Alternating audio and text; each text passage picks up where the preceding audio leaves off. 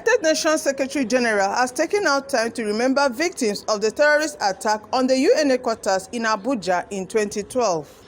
The UN Secretary General, Anthonio Guterres, during his recent visit to Nigeria, took time out to lay wreaths for those killed, saying they remain Nigeria's true heroes. Guterres says the UN is standing in solidarity with all Nigerians who have also endured similar violence in their own communities and will continue to support a peaceful Nigeria for all citizens. They worked for organizations that continue to support Nigerians: UNDP, WHO, UNICEF, UNAIDS, and UNODC.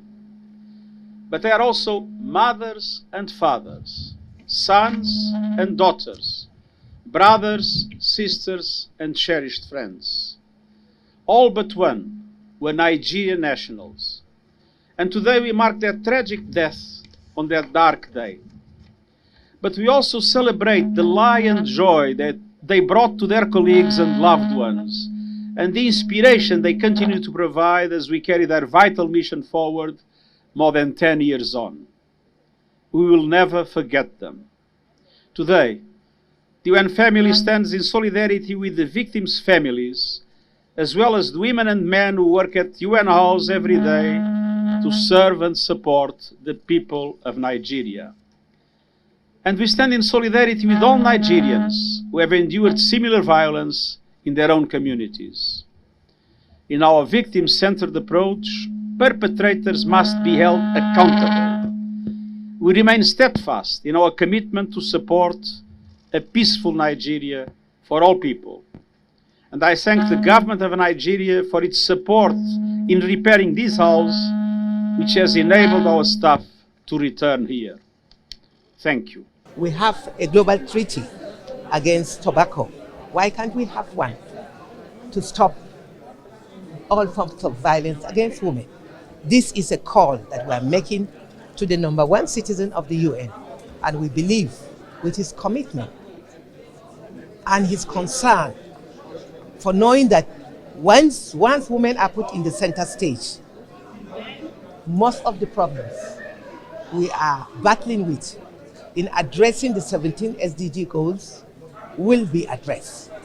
Without having women in the center stage, we cannot afford to eradicate poverty, because women are the face of poverty. We need more resources to be given to empower women in all business and all the struggle women are doing. And Nigerian women can fit into every sphere of life. They are already making us proud.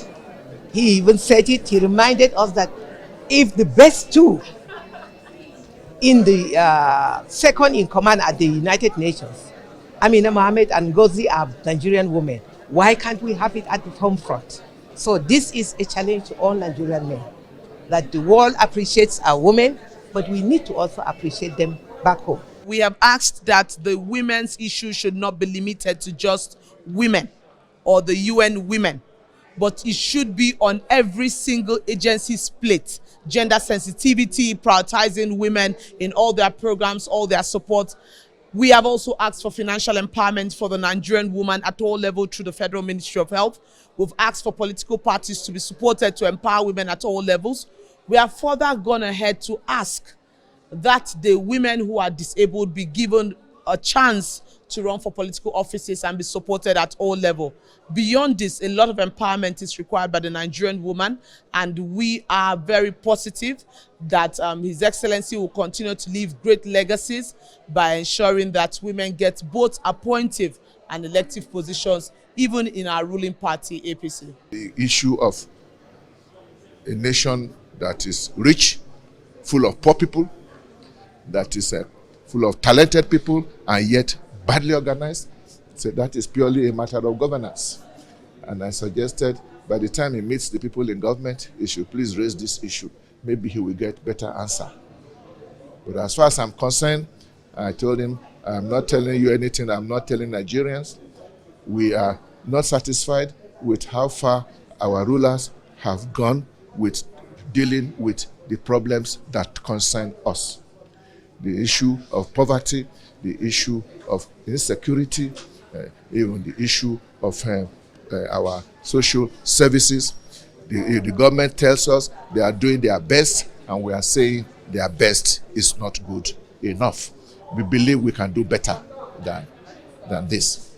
He raised the issue of herdsmen and farmers, but he has seen it in many other places.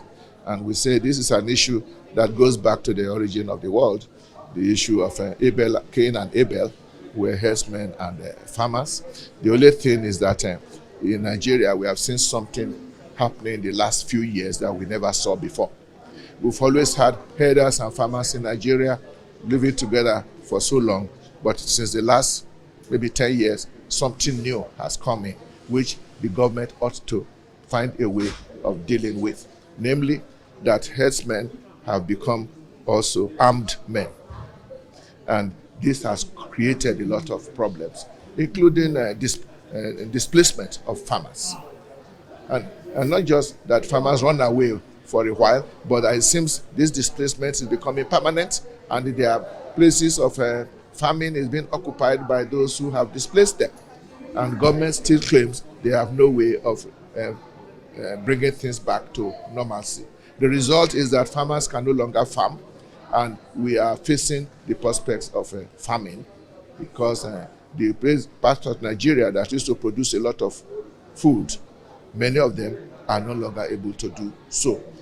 And I raised the issue that at the end of the day, it just means that we just have to admit that the old traditional method of cattle rearing is no longer sustainable in this day and age, 2022. We no longer produce meat by carrying animals in their hundreds and thousands all across the country from one place to the other, looking for grass wherever they find it. That is recipe for chaos. And it's about time we learn from the experience of other nations who are producing plenty of meat without disturbing anybody. It can be done. And if it is not done, it must be that some people are not ready to do the right thing.